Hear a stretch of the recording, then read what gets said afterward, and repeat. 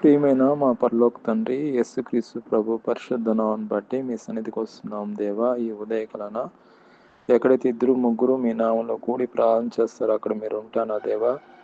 మీకు స్తోత్రం నాయన. సోమవారం నుంచి శనివారం వరకు అద్భుత రీతిగా మీరు నడిపించారు.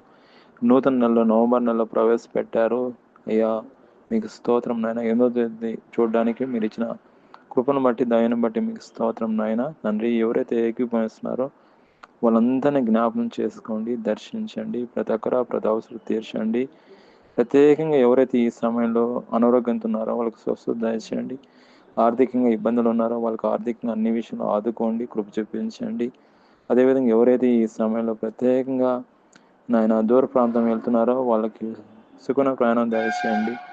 ప్రత్యేక కృపతో నింపండి. దినమంతా మీ కాపుదల భద్రత క్షేమించి కాపాడమని దీవించమని ప్రభువైన యేసుక్రీస్తు నామములో ప్రార్థన చేస్తున్నాము తండ్రి. ఆమేన్.